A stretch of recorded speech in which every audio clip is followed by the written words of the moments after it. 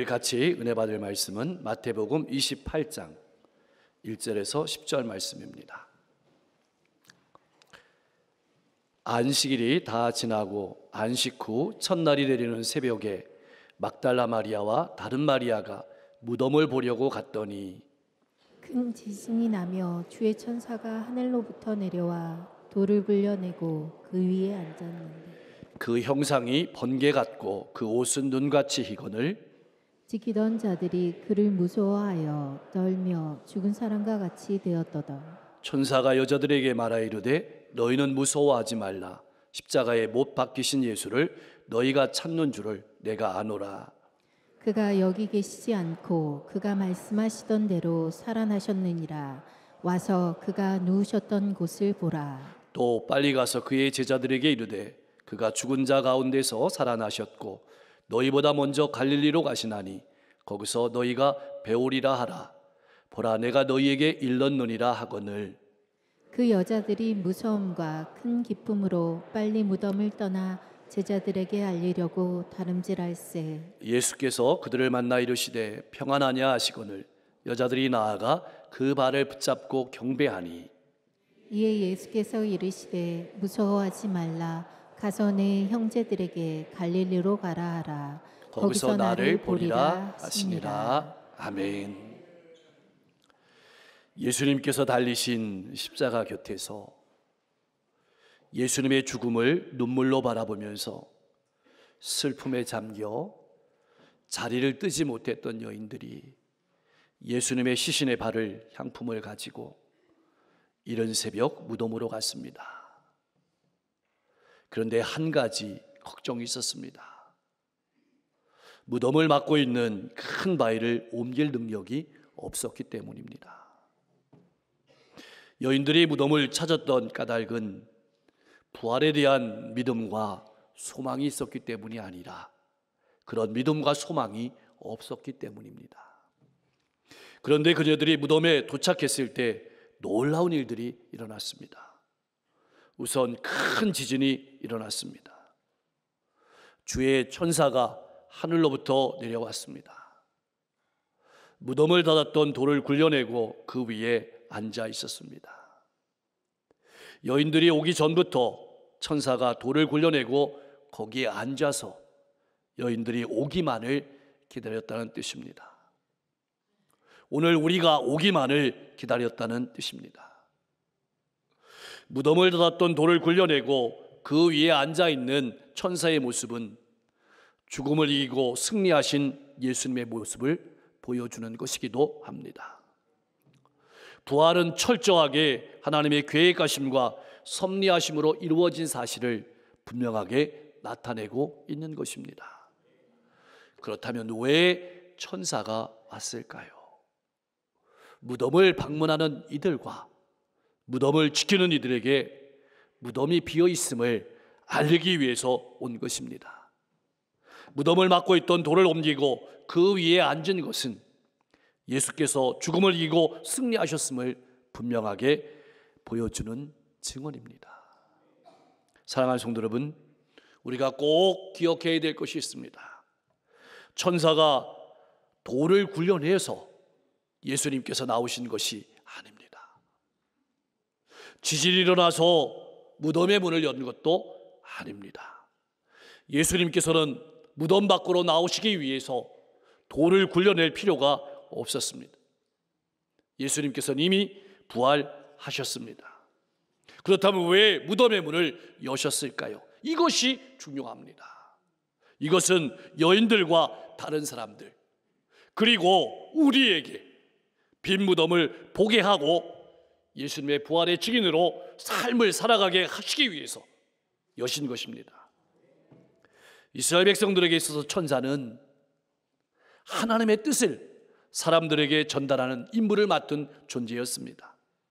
그러므로 이스라엘 백성들이 천사를 만난다는 것은 하나님의 뜻을 아는 일이기도 했지만 동시에 두려움에 대상이기도 했습니다. 그래서 이 상황을 지켜보고 있던 여인들도, 그리고 최고의 용맹을 자랑하던 로마의 병사들도 무서워하며 떨리며 죽은 사람처럼 되었던 것입니다. 이들은 부활이 없음을 증명하기 위해서 무덤을 지켰지만 나중에는 성에 들어가서 대제사장들에게 부활을 알리는 역할을 했던 것입니다. 여인들도 군인들처럼 무서운 것은, 두려운 것은 마찬가지지만 천사는 여인들에게 따뜻하게 부드러운 말로 위로합니다. 너희는 무서워하지 말라. 십자가에 못 박힌 예수를 너희가 찾는 줄을 아느니라. 파수꾼은 두려워 죽은 자처럼 되었을지라도 예수님을 사랑하고 예수님을 믿는 너희는 전혀 두려워할 필요가 없다는 뜻입니다. 여인들은 십자가에 못 박힌 예수를 찾으러 왔습니다. 여인들은 현재도 예수님께서 죽은 상태로 있는 줄 알고 왔습니다. 그렇지만 예수님은 이미 부활하여 살아계신다고 증언하고 있는 것입니다. 또한 다 한다는 말은 여인들이 어떤 존재인지 그것을 아신다는 말이기도 하고, 여인들과 함께 있는다는 말이기도 합니다. 아신다는 말은 하나님이 택하신 백성들이 결코 외롭게 혼자 쓸쓸하게 걸어가는 인생이 아니라 하나님께서 다 알고 계시고 함께하고 계심을 분명히 말해주고 있는 것입니다. 그래서 두려워하지 말라, 그렇게 말씀하시는 겁니다. 사랑하는 성도 여러분, 두려워하지 마십시오. 하나님께서는 우리가 누구인지 잘 알고 계십니다. 우리의 연약함도 알고 계십니다. 오늘도 우리와 함께 하십니다. 그러므로 두려워하지 말라고 말씀하시는 것입니다. 이사야 선지자는 이스라엘 백성들에게 이렇게 분명하게 하나님의 위로의 말씀을 41장 10절 말씀에서 전했습니다. 우리 같이 한번 읽어보겠습니다. 두려워하지 말라, 내가 너와 함께함이라. 굳세게 하리라. 참으로 너를 도와주리라. 참으로 나의 의로운 오른손으로 너를 붙들리라. 아멘. 사랑하는 성도 여러분, 하나님께서는 나의 모든 것을 아십니다. 나와 함께 하십니다. 이것을 기억하십시오. 사람은 몰라 주어도 하나님은 반드시 알아주십니다. 그러므로 힘내서 걸어가라고 말씀하시는 것입니다. 이것이 두려워하지 말라, 내가 안다는 말의 뜻입니다. 그가 여기 계시지 않고 말씀하시던 대로 살아나셨느니라. 와서 그가 누우셨던 것을 보라. 예수님께서는 너는 십자가에 못 박힌 메시아가 아니라 말씀하신 대로 살아나신 하나님의 아들이심을 나타내는 것입니다. 예수님께서는 말씀하신 대로 살아나셨습니다. 하나님의 뜻이라는 것입니다. 하나님의 구원 계획을 사람이 방해할 수 없다는 뜻입니다. 나아가 이 말씀은 예수님께서 말씀하신 대로 재림하셔서 심판하실 것임을 분명히 증언하고 있는 말씀이기도 합니다. 사랑하는 성도 여러분, 성도란 어떤 사람일까요? 죽음 가운데 있는 사람이 아닙니다. 이것을 기억하며 살아가십시오. 나는 어떻습니까? 고난만 바라보고 절망하며 탄식하며 낙담 가운데 살아가고 있는 것은 아닙니까? 죽어도 살아나는 사람이 그리스도인입니다.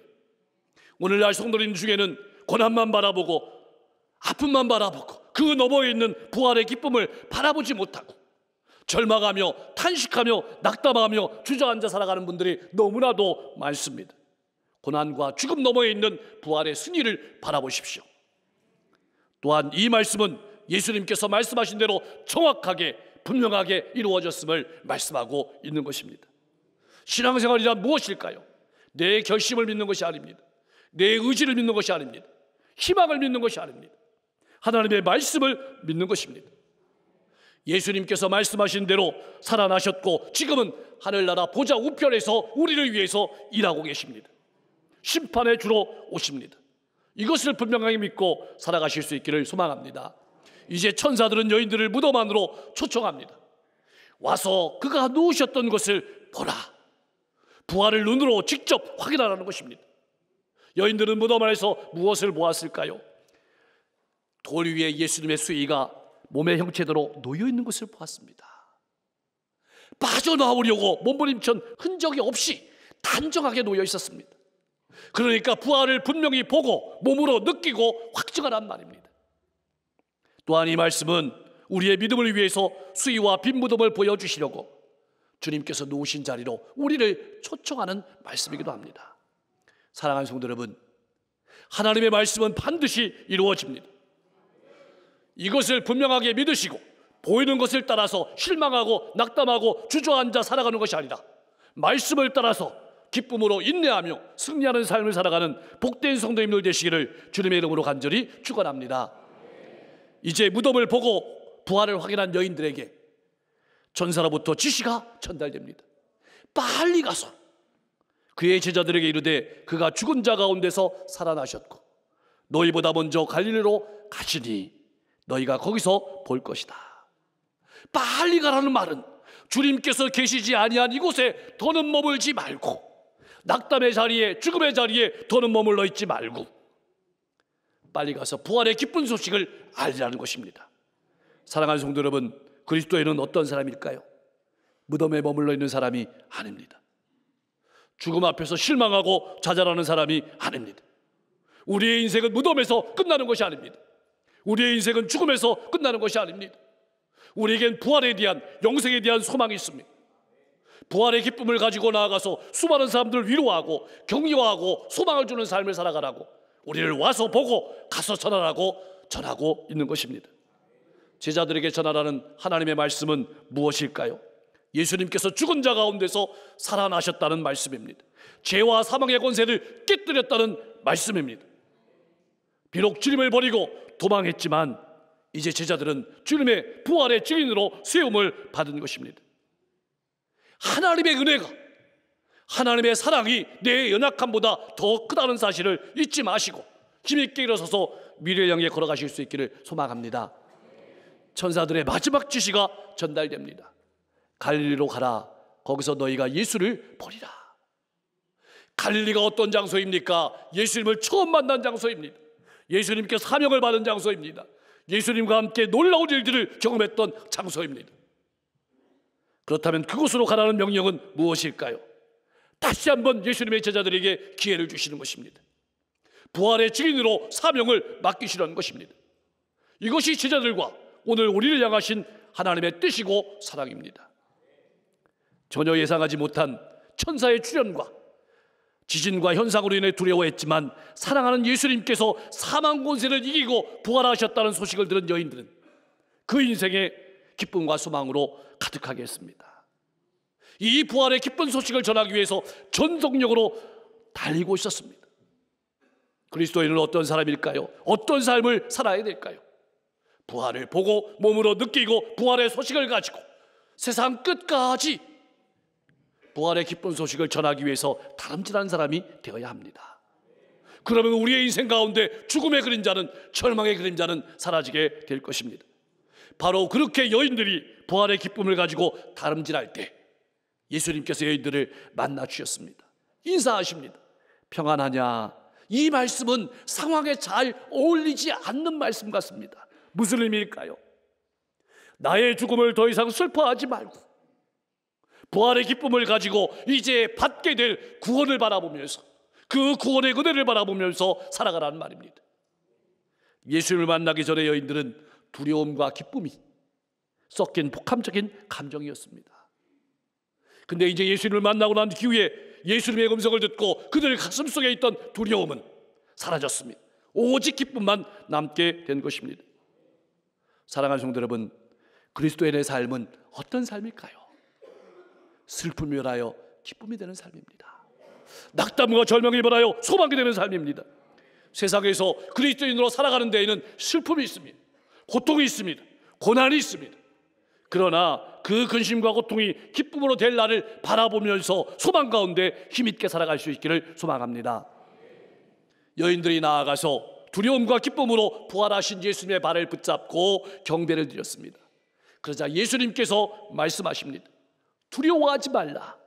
가서 내 형제들에게 갈릴리로 가라 하라. 거기서 나를 보리라. 참 놀라운 것은 예수님을 버리고 도망한 제자들을 형제들이라고 말씀하고 있습니다. 제자들은 실패하고 넘어졌지만 예수님은 다시 일으키십니다. 다시 기회를 주십니다. 기회를 준비하셨습니다. 여기서 내 형제는 제자들만 말하는 것이 아닙니다. 오늘 저와 여러분들도 말하는 것입니다. 그러므로 더 이상 실패의 자리에 머물러 있지 마십시오. 실패는, 과거는 하나님과 우리 사이를 갈라놓을 수 없습니다. 인생의 많은 쓴맛과 사역의 실패를 경험했더라도 좌절하지 마십시오. 주님의 말씀을 마음에 새기고 미래를 향해서 힘차게 일어나서 전진하는 여러분과 제가 될 수 있기를 소망합니다. 2000년 전에는 여인들이, 제자들이 그러한 부활의 증인으로 과거의 아픔을 듣고 미래를 향해서, 지역과 시대를 향해서 힘차게 나아갔다면 오늘은 저와 여러분들이 부활의 증인으로 힘차게 나아가야 될 차례입니다. 세상을 향해서 부활의 기쁜 소식을 가지고 나아가서 수많은 영혼들을 구원하고 위로하고 용기 주고 소망 주는 부활의 증인으로 복된 사명을 잘 감당하실 수 있기를 주님의 이름으로 간절히 축원합니다. 기도하겠습니다. 우리를 위해서 무덤의 문을 여시고 그 자리로 우리를 부르시는 주님의 음성을 듣고 눈앞에 고난과 죽음 너머에 있는 부활의 기쁨을 바라보며 소망 속에 살아가게 하여 주시옵소서. 하나님의 말씀은 반드시 이루어짐을 기억하며 묵묵히 말씀을 따라 믿음의 길을 걸어가는 건강한 신앙인 되게 하여 주시옵소서. 부활의 기쁨과 소망을 가지고 가정과 일터와 이웃으로 나아가 수많은 영혼들을 구원하고 위로하며 격려주며 소망을 주는 통로의 삶을 잘 살아가게 하여 주시옵소서. 과거의 실패 속에 낙담하고 숨어있는 삶이 아니라 나를 형제라 부르시는 주님의 음성을 듣고 주저앉아 있던 자리에서 일어나 미래를 향해 힘차게 나가게 하여 주시옵소서. 오후에 있을 강릉시 기독교 부활주의 연합예배를 통해서 이 강릉 땅의 교회들이 하나 되게 하시고 이 지역을 위해서, 이 시대를 위해서 뜨겁게 기도하는 시간 되게 하옵소서. 연회가 이제 화요일부터 목요일까지 열립니다. 오늘까지 수고했던 우리 감독회장님 또 선교사님 이제 은퇴를 하시는데 오늘까지 사역도 하나님 은혜 가운데 복 주셨지만 앞으로의 인생도 복 주시기를 소망합니다. 또 안수받는 우리 전사님들 특별히 기억하여 주셔서 성령의 뜨거운 감동을 가지고 귀한 목회의 사명을 잘 감당할 수 있도록 역사해 주시옵소서. 다음 주에 있을 세례식을 통해서 세례받는 영혼들이 세례받기 이전과 이후의 삶이 달라지게 하옵소서.